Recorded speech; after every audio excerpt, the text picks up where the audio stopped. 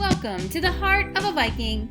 This channel offers elementary art lessons taught by Mrs. Minto from the Cape Henlopen School District in Delaware.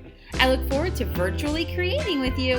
There are new lessons posted weekly. Subscribe to the channel to make sure you don't miss a single one. So go grab your art supplies and your thinking caps and let's begin.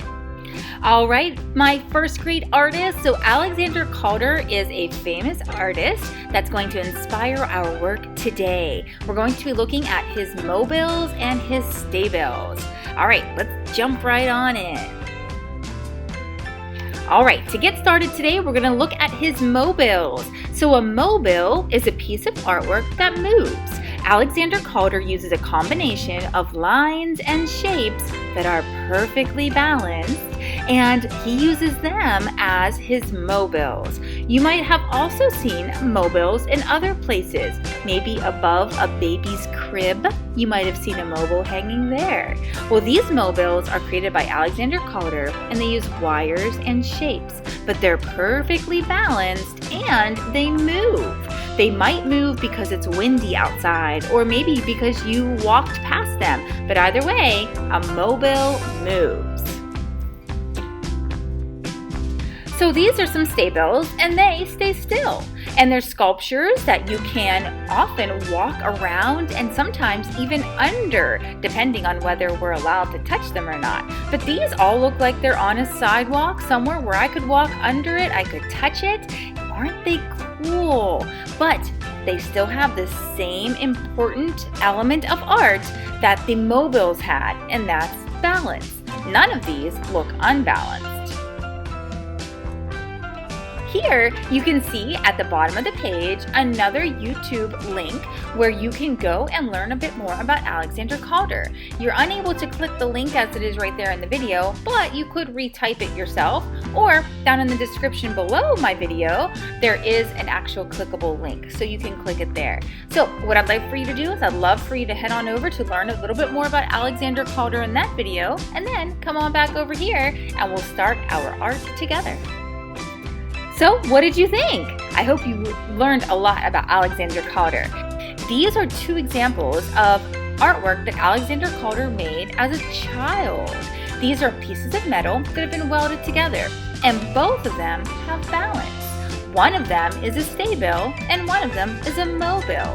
I wonder if you can guess which one is the mobile. I hope you said the duck. And the duck is actually the inspiration for the work of art that we're about to start. Are you ready to begin? Alrighty, let's see what supplies we need to begin our art together today.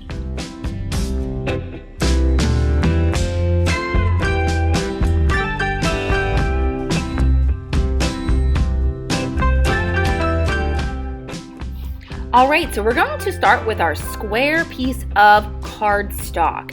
This could be poster board, cardstock, but it does need to be something a little bit thicker than a regular sheet of paper. So hopefully you can find something, and if you don't have something right now, you can keep an eye out for a piece of paper that's like this, and then as soon as you have it, you can come on back here and begin with me.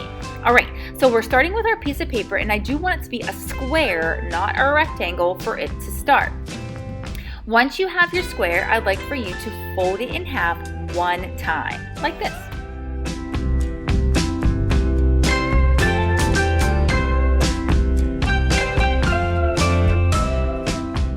Okay, so now we're going to put this down so that the folded edge is at the top. And on the folded edge, I'd like for you to make a little pencil mark on the left side and on the right side, like this. Then you're going to connect those dots with a letter U. So I'm going to go from one side, scoop almost all the way to the bottom edge, and then the other side. Just like that. It looks like a big letter U. Then I'm going to cut right on my line.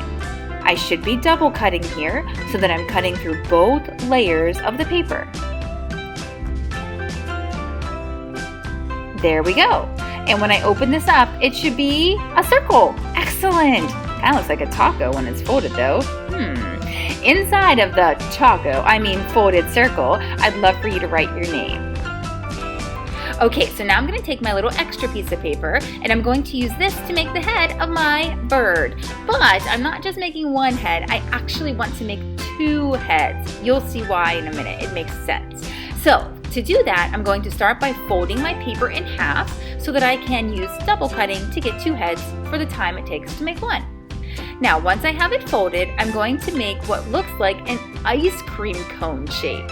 So actually at the bottom half of my folded paper, I'm going to make a letter V. That would be like the cone of the ice cream cone. And then at the top, I'm going to put a big scoop of ice cream, and that's going to be the head of my bird. Now, when I turn this to the side, it looks like a beak and a head. Great! So now I'm just going to add a few extra details. I'm going to finish off drawing the beak so that I'm drawing it, the whole beak, there we go. And then I'm going to draw a line that goes straight down the middle of the beak so that he can open and close his beak to eat and to squawk. And then finally, an eye. And now once I'm done with that, I'm going to double cut where I cut through both layers of paper to get myself 2 heads for my bird. Okay, so now I'd like for you to flip the one over so that the little birds look like they're talking to each other, just like I have mine. Now I'd like for you to copy those same lines for his beak and his eye that we had on the first one. Make sure yours are laying like mine, like they're talking to each other. Okay, so now I have my folded body and my 2 heads. Perfect.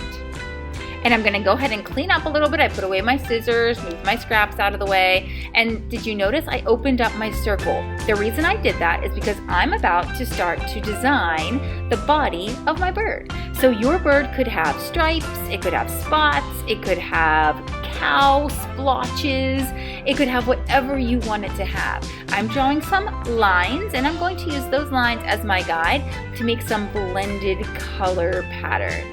So you can do yours however you want. I want everyone's to be a little bit different. So figure out what you want yours to look like. Go ahead and grab some crayons and then you can start coloring yours too.